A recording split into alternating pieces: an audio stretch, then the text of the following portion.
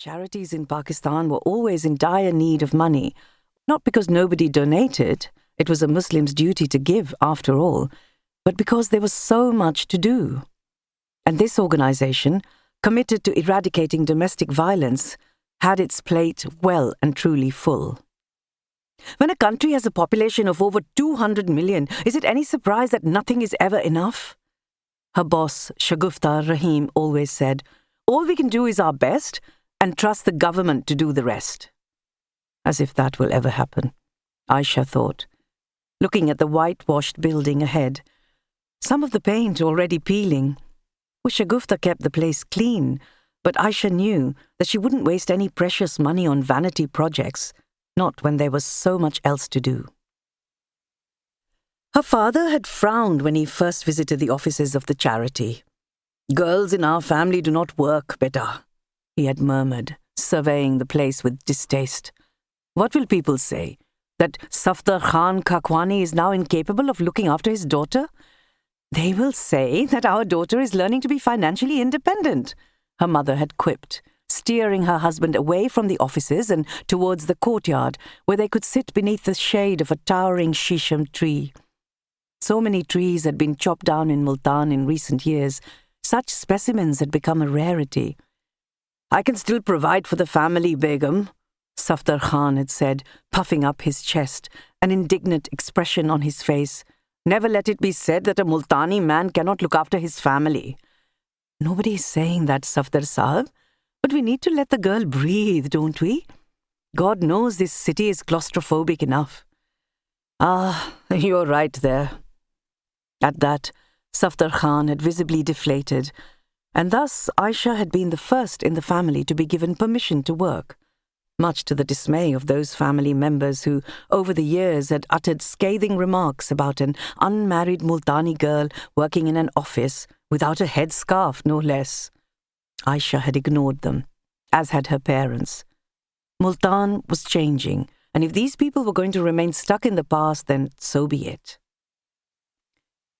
Thankfully, the murky brown water on the roads hadn't permeated the premises of the office yet, and seeing her wiping her feet before entering, Bashir, the security guard, beamed. "You're one of the only people here who bothers to clean their shoes, Bibi. Thank you for making my work easier. I won't have to mop the floor for the 1,000th time." She smiled at him, fishing a 500 rupee note from her wallet and handing it to him. "Here, use this to buy your kids some jalebis today." He had 8 children, and a security guard's salary didn't leave much room for treats. Bashir's grin widened. "May God bless you, Bibi. May you marry the richest man in Multan." His words made her laugh. "Oh, Bashir, pray that I become a rich woman all by myself. I don't need a man for that." Her buoyant spirits dipped as soon as she entered the office. It was full of commotion at the best of times, but today it was as if lightning had struck the building. People were scrambling around carrying documents, and there was a bunch of police officers standing outside Shagufta's room. That was never a good sign. The police officers stared at her, as if she was somehow to blame for whatever had happened. It only occurred to her a moment later that they were probably looking at how the wet clothes clung to her body. Shuddering, she pushed into the room, where she was immediately met with the sound of heart-wrenching moans. She clapped her hand to her mouth. A young woman was lying on a stretcher, with her entire face bandaged. Only her eyes were visible, and they were filled with tears. Ayesha knew at once what this was. She'd seen it here before. Sadly, more than once. And it never got easier. She couldn't imagine the pain the poor girl was in. Was it acid? A knife? Shagufta too was in tears, as were the girl's parents, who stood on either side of the stretcher.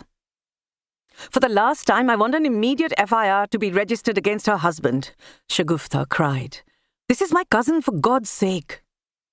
"Rabia?" Ayesha whispered to herself. Of course, she had seen her in the office a few times in the past. It broke her heart to see her in this state. "A first information report is a serious step. And why couldn't we have done this at the girl?"